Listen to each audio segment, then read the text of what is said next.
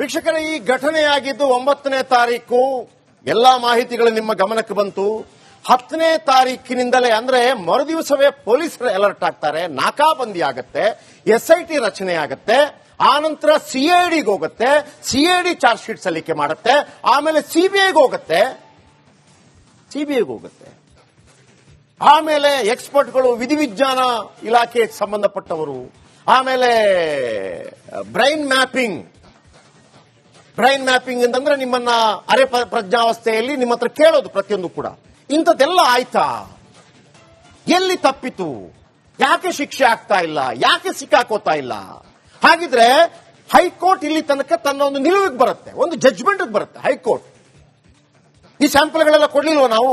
ಕೊಟ್ಟಿದೆ. ಅಂದ್ರೆ ಕೊಡ್ಲಿಲ್ಲ ನಾವು ಅಂತಂದ್ರೆ ಯಾರು ಸಂಬಂಧಪಟ್ಟವರಿದ್ದಾರೆ, ಪರ ವಿರೋಧ ಇದ್ದವರು ಕೊಡ್ಲಿಲ್ವಾ? ಬನ್ನಿ, ಹೈಕೋರ್ಟ್ ಒಂದು ಜಡ್ಜ್ಮೆಂಟ್ ಅನ್ನು ಕೊಡುತ್ತೆ. ಏನ್ ಹೇಳುತ್ತೆ ಹೈಕೋರ್ಟ್? ಇದಾದ ನಂತರ ನಿಮಗೆ CBI ವಿಚಾರ ಕೂಡ ಹೇಳ್ತೀನಿ, ಅದು ಬಾಕಿ ಇದೆ. ಬನ್ನಿ, ಒಂದೊಂದೇ ಪಾಯಿಂಟ್ ಹೇಳ್ತೀನಿ ನೋಡಿ. ಹೈಕೋರ್ಟ್ ನಿಲುವೇನು ನೋಡಿ. ಸೌಜನ್ಯ ಪ್ರಕರಣದಲ್ಲಿ ನಾನು ಮೊದಲಿಂದಲೂ ಹೇಳಿದೆ, ಸಾಕಷ್ಟು ತನಿಖೆ ನಡೆದಿದೆ. ಯಾರು ಕೂಡ ತಪ್ಪು ಅಭಿಪ್ರಾಯ ಬೇಡ. ಮೈನ್ ಸ್ಟ್ರೀಮ್ ಮೀಡಿಯಾಗಳು ಮಾತಾಡಿಲ್ಲ, ನೋ, ನಿಮ್ಗೆ ಗೊತ್ತಿಲ್ಲ ಅಷ್ಟೇ. ನಿರಂತರವಾಗಿ ಮಾತಾಡಿದೆ, ನಿರಂತರವಾಗಿ ತನಿಖೆ ಆಗಿದೆ. ಸೌಜನ್ಯ ಪ್ರಕರಣದಲ್ಲಿ ಸಾಕಷ್ಟು ತನಿಖೆ ನಡೆದಿದೆ. ಪೊಲೀಸ್ ತನಿಖೆಯಾಗಿದೆ, CID ತನಿಖೆಯಾಗಿದೆ, ಆಮೇಲೆ CBI ತನಿಖೆಯಾಗಿದೆ. 35 ಸಾಕ್ಷಿಗಳ ಪರಿಶೀಲನೆ ಆಗಿದೆ. 35 ಸಾಕ್ಷಿಗಳನ್ನು ಪರಿಶೀಲನೆ ಮಾಡಿದ್ದಾರೆ. 40 ದಾಖಲೆಗಳನ್ನು ಪರಾಮರ್ಶೆ ಮಾಡಿದ್ದಾರೆ. 26 ವಸ್ತುಗಳನ್ನು ಪ್ರೊಡ್ಯೂಸ್ ಮಾಡಲಾಗಿದೆ. ಇದೆಲ್ಲ ಆದ ನಂತರ ಸಂತೋಷ್ ರಾವ್ನ ಅರೆಸ್ಟ್ ಮಾಡಿರ್ತಾರೆ. ಸಾಕ್ಷ್ಯಾಧಾರದ ಕೊರತೆ ಹಿನ್ನೆಲೆಯಲ್ಲಿ ಸಂತೋಷ್ ರಾವ್ ಅವರನ್ನ ಖುಲಾಸೆ ಮಾಡಲಾಗುತ್ತೆ. ಓಕೆ, ಆಮೇಲೆ ಸೌಜನ್ಯ ಕೇಸ್ನಿಂದ ಸಂತೋಷ್ ರಾವ್ ಖುಲಾಸೆ ಅಂತ ಆಯ್ತು, ಈತ ಅಲ್ಲ ಅಂತ ಆಯ್ತು. 95 ಪುಟಗಳ ಅಂತಿಮ ಆದೇಶ ನೀಡಿದ್ದ ಹೈಕೋರ್ಟ್ ಅಲ್ಲಿ ಇದ್ದಾಗ ನಂತರ ಅದು ಮೇಲೆ ಹೋಗುತ್ತೆ ನೋಡಿ. ಸಮಾಜದಲ್ಲಿ ಆಗ ಅಲ್ಲಿಗೆ ಹೋಗುತ್ತೆ, ಇನ್ನು ರಿಟ್ ಪಿಟಿಷನ್ ಮರು ತನಿಖೆ ಮಾಡಿ ಅಂತ ಹೋಗುತ್ತೆ. ಆಗ ಹೈಕೋರ್ಟ್ ಹೇಳುತ್ತೆ, ನೋಡ್ರಪ್ಪ, ಇದು ಬಹಳ ಸೂಕ್ಷ್ಮ ವಿಚಾರ, ಸಮಾಜದಲ್ಲಿ ಅಶಾಂತಿ ಎಂಬ ಕಾರಣಕ್ಕೆ ಮರು ತನಿಖೆ ಅಸಾಧ್ಯ ಅಂತ ಹೈಕೋರ್ಟ್ ಹೇಳುತ್ತೆ. ಆದರೆ ಸಂತ್ರಸ್ತೆಯ ಪೋಷಕರಿಗೆ, ಅಂದರೆ ತಂದೆ ತಾಯಿಗಳಿಗೆ ಅಥವಾ ಮಾವ, what ever it may be, whoever it may be, ಮೇಲ್ಮನವಿ ಸಲ್ಲಿಸುವ ಹಕ್ಕಿದೆ ಅಂತೇಳಿ ಹೈಕೋರ್ಟ್ ಹೇಳುತ್ತೆ. ನನಗಿಲ್ಲ, ಸ್ಮಿತಾ ಅವರಿಗಿಲ್ಲ, ಶ್ರೀಲಕ್ಷ್ಮಿ ಅವರಿಗೆ ಅವಕಾಶ ಇಲ್ಲ, ಅಥವಾ ರಿಪಬ್ಲಿಕ್ ಕನ್ನಡಕ್ಕಿಲ್ಲ, ರಂಜಿತ್ ಶಿರಿಯಾರ್ ಅವರಿಗಿಲ್ಲ, ಹೋರಾಟ ಮಾಡೋರಿಗಿಲ್ಲ, ಹೋರಾಟದ ಪರವಾಗಿರೋರಿಗಿಲ್ಲ, ಧರ್ಮಸ್ಥಳ ಧರ್ಮಾಧಿಕಾರಿ ವೀರೇಂದ್ರ ಹೆಗಡೆ ಅವರಿಗಿಲ್ಲ, ಯಾರಿಗೂ ಇಲ್ಲ. ಯಾರಿಗಿರೋದು ಹಕ್ಕು? ಸೌಜನ್ಯಾಳ ತಂದೆ ತಾಯಿ ಸೋದರ ಮಾವ ಯಾರೆಲ್ಲ ಇದ್ದಾರೆ ಅವರಿಗೆ ಇದೆ ಅನ್ನುವಂತ ಆದೇಶವನ್ನು ಕೊಡುತ್ತೆ. ಆ ನಂತರ ಇಲ್ಲಿ ತನಕ ಬರುತ್ತೆ. ನೆಕ್ಸ್ಟ್ ವಿಚಾರಕ್ಕೆ ಬರ್ತೀನಿ ನೋಡಿ. ಹೈಕೋರ್ಟ್ ಕೊಟ್ಟಿರೋ ತೀರ್ಪಿನ ಅಂಶಗಳನ್ನ ನಾವು ಇಲ್ಲಿ ಉಲ್ಲೇಖ ಮಾಡಿದ್ವಿ. ಬಹಳ ಮುಖ್ಯವಾದ ಒಂದು ಅಂಶ ನಾವು ಬಹಳ ಸೂಕ್ಷ್ಮವಾಗಿ ಪದ ಬಳಕೆ ಮಾಡಿದೀವಿ, ಖುಲಾಸೆ. ಸಂತೋಷ್ ರಾವ್ ಈ ಪ್ರಕರಣದಿಂದ ಖುಲಾಸೆ ಆಗಿರೋದು. ಆತ ನಿರಪರಾಧಿ, ಈತ ಈ ರೇಪ್ ಅಂಡ್ ಮರ್ಡರ್ ಮಾಡಿಲ್ಲ ಅಂತ ಹೇಳಿ ಕೋರ್ಟ್ ಹೇಳಿಲ್ಲ ಇಲ್ಲಿವರೆಗೂ. ಇದರ ಮಿಡ್ಲಲ್ಲಿ ಒಂದು ಹೇಳ್ಬಿಡ್ತೀನಿ ವೀಕ್ಷಕರೇ, ನಾನು ಇದರ ಬಗ್ಗೆ ಮಾತಾಡ್ತಾ ಇದ್ದೆ, ಅಂದ್ರೆ ನಮ್ಮ ಕ್ರೈಮ್ ರಿಪೋರ್ಟರ್ ಹತ್ರ ಮಾತಾಡ್ತಾ ಇದ್ದೆ. ಬೆಂಗಳೂರಿನಲ್ಲಿ 100 ಕೊಲೆ ಆಗಿದ್ದಾರೆ. ಒಂದು 70% ಕೊಲೆ ಆರೋಪಿಗಳು ಯಾರು ಕೊಲೆ ಆರೋಪಿ ಅಂತ ಗೊತ್ತಾಗದೆ ಖುಲಾಸೆ ಅಂದ್ರೆ ಈಗ ಫಾರ್ ಎಕ್ಸಾಂಪಲ್ ಮಾಡಿದ್ದು ನಿಜ, ಆಗಿದ್ದು ನಿಜ, ಆದ್ರೆ ಅದಕ್ಕೆ ನೀವು ದಾಖಲೆ ಸಾಕ್ಷ್ಯಾಧಾರಗಳು ಬೇಕಾಗತ್ತೆ ಅಂತೇಳಿ. ಹಾಗಾಗಿ 100 ಕೊಲೆಗಳ ಪೈಕಿ 70 ಕೊಲೆಗಳಿಗೆ ಇಲ್ಲಿ ತನಕ ಅಂದ್ರೆ ಅವರಿಗೆ ಶಿಕ್ಷೆನೇ ಆಗಿಲ್ಲ ಈ ವಿಚಾರ. ಸೊ ಹಾಗಾಗಿ ಇಲ್ಲಿ ಹೇಳ್ತಿರೋದು ನಾನು, ನಿರಪರಾಧಿ, ಇವನ್ ತಪ್ಪೇ ಮಾಡಿಲ್ಲ ಅಂತಲ್ಲ, ಅದಕ್ಕೆ ವಿಚಾರಗಳು ಬರ್ತೀನಿ. ಅವ್ರು ಯಾವ್ದ್ರಲ್ಲೆಲ್ಲ ಇನ್ವಾಲ್ವ್ ಆಗಿದ್ರು, ಏನೆಲ್ಲ ಅವರ ವಿರುದ್ಧ ಪರೀಕ್ಷೆಗಳಾಯ್ತು ಹೇಳ್ತಾರೆ ಸ್ಮಿತಾ. ವೀಕ್ಷಕರೇ, ಈ ಘಟನೆಯಾಗಿದ್ದು 9ನೇ ತಾರೀಕು. ಎಲ್ಲಾ ಮಾಹಿತಿಗಳು ನಿಮ್ಮ ಗಮನಕ್ಕೆ ಬಂತು. 10ನೇ ತಾರೀಕಿನಿಂದಲೇ ಅಂದ್ರೆ ಮರುದಿವಸವೇ ಪೊಲೀಸರು ಅಲರ್ಟ್ ಆಗ್ತಾರೆ, ನಾಕಾಬಂದಿ ಆಗತ್ತೆ, SIT ರಚನೆ ಆಗತ್ತೆ, ಆನಂತರ CIDಗೆ ಹೋಗುತ್ತೆ, CID ಚಾರ್ಜ್ ಶೀಟ್ ಸಲ್ಲಿಕೆ ಮಾಡುತ್ತೆ, ಆಮೇಲೆ CBIಗೆ ಹೋಗುತ್ತೆ,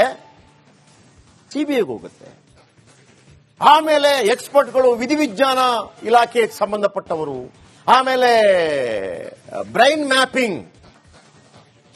ಮ್ಯಾಪಿಂಗ್ ಅಂತಂದ್ರೆ ನಿಮ್ಮನ್ನ ಅರೆ ಪ್ರಜ್ಞಾವಸ್ಥೆಯಲ್ಲಿ ನಿಮ್ಮ ಹತ್ರ ಕೇಳೋದು ಪ್ರತಿಯೊಂದು ಕೂಡ. ಇಂಥದ್ದೆಲ್ಲ ಆಯ್ತಾ? ಎಲ್ಲಿ ತಪ್ಪಿತು, ಯಾಕೆ ಶಿಕ್ಷೆ ಆಗ್ತಾ ಇಲ್ಲ, ಯಾಕೆ ಸಿಕ್ಕಾಕೋತಾ ಇಲ್ಲ? ಹಾಗಿದ್ರೆ ಹೈಕೋರ್ಟ್ ಇಲ್ಲಿ ತನಕ ತನ್ನ ಒಂದು ನಿಲುವಿಗೆ ಬರುತ್ತೆ, ಒಂದು ಜಡ್ಜ್ಮೆಂಟ್ ಬರುತ್ತೆ. ಹೈಕೋರ್ಟ್ ಈ ಸ್ಯಾಂಪಲ್ಗಳೆಲ್ಲ ಕೊಡ್ಲಿಲ್ವ? ನಾವು ಕೊಟ್ಟಿದೆ. ಅಂದ್ರೆ ಕೊಡ್ಲಿಲ್ಲ ನಾವು ಅಂತಂದ್ರೆ ಯಾರು ಸಂಬಂಧಪಟ್ಟವರಿದ್ದಾರೆ, ಪರ ವಿರೋಧ ಇದ್ದವರು ಕೊಡ್ಲಿಲ್ವ? ಬನ್ನಿ, ಹೈಕೋರ್ಟ್ ಒಂದು ಜಡ್ಜ್ಮೆಂಟ್ ಅನ್ನು ಕೊಡುತ್ತೆ. ಏನು ಹೇಳುತ್ತೆ ಹೈಕೋರ್ಟ್? ಇದಾದ ನಂತರ ನಿಮಗೆ ಸಿಬಿಐ ವಿಚಾರ ಕೂಡ ಹೇಳ್ತೀನಿ, ಅದು ಬಾಕಿ ಇದೆ. ಬನ್ನಿ, ಒಂದೊಂದೇ ಪಾಯಿಂಟ್ ಹೇಳ್ತೀನಿ ನೋಡಿ. ಹೈಕೋರ್ಟ್ ನಿಲುವೇನು ನೋಡಿ. ಸೌಜನ್ಯ ಪ್ರಕರಣದಲ್ಲಿ ನಾನು ಮೊದಲಿಂದಲೂ ಹೇಳಿದೆ, ಸಾಕಷ್ಟು ತನಿಖೆ ನಡೆದಿದೆ. ಯಾರು ಕೂಡ ತಪ್ಪು ಅಭಿಪ್ರಾಯ ಬೇಡ. ಮೈನ್ ಸ್ಟ್ರೀಮ್ ಮೀಡಿಯಾಗಳು ಮಾತಾಡಿಲ್ಲ ನೋ, ನಿಮ್ಗೆ ಗೊತ್ತಿಲ್ಲ ಅಷ್ಟೇ. ನಿರಂತರವಾಗಿ ಮಾತಾಡಿದೆ, ನಿರಂತರವಾಗಿ ತನಿಖೆ ಆಗಿದೆ. ಸೌಜನ್ಯ ಪ್ರಕರಣದಲ್ಲಿ ಸಾಕಷ್ಟು ತನಿಖೆ ನಡೆದಿದೆ.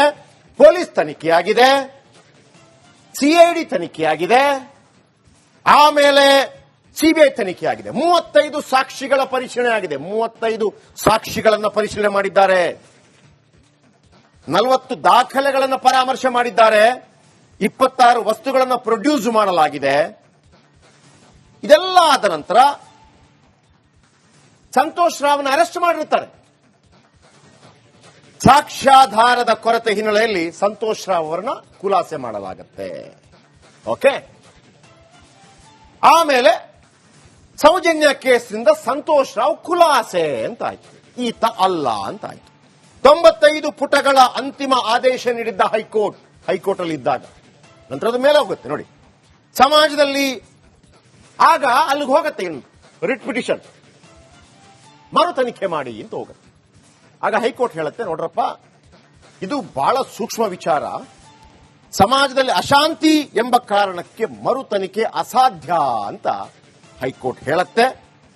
ಆದರೆ ಸಂತ್ರಸ್ತೆಯ ಪೋಷಕರಿಗೆ, ಅಂದರೆ ತಂದೆ ತಾಯಿಗಳಿಗೆ ಅಥವಾ ಮಾವ, what ever it may be, whoever it may be, ಮೇಲ್ಮನವಿ ಸಲ್ಲಿಸುವ ಹಕ್ಕಿದೆ ಅಂತೇಳಿ ಹೈಕೋರ್ಟ್ ಹೇಳುತ್ತೆ. ನನಗಿಲ್ಲ, ಸ್ಮಿತಾ ಅವ್ರಿಗಿಲ್ಲ, ಶ್ರೀಲಕ್ಷ್ಮಿ ಅವರಿಗೆ ಅವಕಾಶ ಇಲ್ಲ, ಅಥವಾ ರಿಪಬ್ಲಿಕ್ ಕನ್ನಡಕ್ಕಿಲ್ಲ, ರಂಜಿತ್ ಶಿರಿಯಾರ್ ಅವರಿಗಿಲ್ಲ, ಹೋರಾಟ ಮಾಡೋರಿಗಿಲ್ಲ, ಹೋರಾಟದ ಪರವಾಗಿರೋರಿಗಿಲ್ಲ, ಧರ್ಮಸ್ಥಳ ಧರ್ಮಾಧಿಕಾರಿ ವೀರೇಂದ್ರ ಹೆಗಡೆ ಅವರಿಗಿಲ್ಲ, ಯಾರಿಗೂ ಇಲ್ಲ. ಯಾರಿಗಿರೋದು ಹಕ್ಕು? ಸೌಜನ್ಯಾಳ ತಂದೆ ತಾಯಿ ಸೋದರ ಮಾವ ಯಾರೆಲ್ಲ ಇದ್ದಾರೆ ಅವರಿಗೆ ಇದೆ ಅನ್ನುವಂತ ಆದೇಶವನ್ನು ಕೊಡುತ್ತೆ. ಆ ನಂತರ ಇಲ್ಲಿ ತನಕ ಬರುತ್ತೆ. ನೆಕ್ಸ್ಟ್ ವಿಚಾರಕ್ಕೆ ಬರ್ತೀನಿ ನೋಡಿ. ಹೈಕೋರ್ಟ್ ಕೊಟ್ಟಿರೋ ತೀರ್ಪಿನ ಅಂಶಗಳನ್ನ ನಾವಿಲ್ಲಿ ಉಲ್ಲೇಖ ಮಾಡಿದ್ವಿ. ಬಹಳ ಬಹಳ ಮುಖ್ಯವಾದ ಒಂದು ಅಂಶ ನಾವು ಬಹಳ ಸೂಕ್ಷ್ಮವಾಗಿ ಪದ ಬಳಕೆ ಮಾಡಿದೀವಿ, ಖುಲಾಸೆ. ಸಂತೋಷ್ ರಾವ್ ಈ ಪ್ರಕರಣದಿಂದ ಖುಲಾಸೆ ಆಗಿರೋದು. ಆತ ನಿರಪರಾಧಿ, ಈತ ಈ ರೇಪ್ ಅಂಡ್ ಮರ್ಡರ್ ಮಾಡಿಲ್ಲ ಅಂತ ಹೇಳಿ ಕೋರ್ಟ್ ಹೇಳಿಲ್ಲ ಇಲ್ಲಿವರೆಗೂ. ಇದರ ಮಿಡ್ಲಲ್ಲಿ ಒಂದು ಹೇಳ್ಬಿಡ್ತೀನಿ ವೀಕ್ಷಕರೇ, ನಾನು ಇದರ ಬಗ್ಗೆ ಮಾತಾಡ್ತಾ ಇದ್ದೆ, ಅಂದ್ರೆ ನಮ್ಮ ಕ್ರೈಮ್ ರಿಪೋರ್ಟರ್ ಹತ್ರ ಮಾತಾಡ್ತಾ ಇದ್ದೆ. ಬೆಂಗಳೂರಿನಲ್ಲಿ 100 ಕೊಲೆ ಆಗಿದ್ದಾರೆ. ಒಂದು 70% ಕೊಲೆ ಆರೋಪಿಗಳು ಯಾರು ಕೊಲೆ ಆರೋಪಿ ಅಂತ ಗೊತ್ತಾಗದೆ ಖುಲಾಸೆ ಅಂದ್ರೆ ಈಗ ಫಾರ್ ಎಕ್ಸಾಂಪಲ್ ಮಾಡಿದ್ದು ನಿಜ, ಆಗಿದ್ದು ನಿಜ, ಆದ್ರೆ ಅದಕ್ಕೆ ನೀವು ದಾಖಲೆ ಸಾಕ್ಷ್ಯಾಧಾರಗಳು ಬೇಕಾಗತ್ತೆ ಅಂತೇಳಿ. ಹಾಗಾಗಿ 100 ಕೊಲೆಗಳ ಪೈಕಿ 70 ಕೊಲೆಗಳಿಗೆ ಇಲ್ಲಿ ತನಕ ಅಂದ್ರೆ ಅವರಿಗೆ ಶಿಕ್ಷೆನೇ ಆಗಿಲ್ಲ ಈ ವಿಚಾರ. ಸೊ ಹಾಗಾಗಿ ಇಲ್ಲಿ ಹೇಳ್ತಿರೋದು ನಾನು, ನಿರಪರಾಧಿ, ಇವನ್ ತಪ್ಪೇ ಮಾಡಿಲ್ಲ ಅಂತಲ್ಲ, ಅದಕ್ಕೆ ವಿಚಾರಗಳು ಬರ್ತೀನಿ. ಅವ್ರು ಯಾವ್ದ್ರಲ್ಲೆಲ್ಲ ಇನ್ವಾಲ್ವ್ ಆಗಿದ್ರು, ಏನೆಲ್ಲ ಅವರ ವಿರುದ್ಧ ಪರೀಕ್ಷೆಗಳಾಯ್ತು ಹೇಳ್ತಾರೆ ಸ್ಮಿತಾ.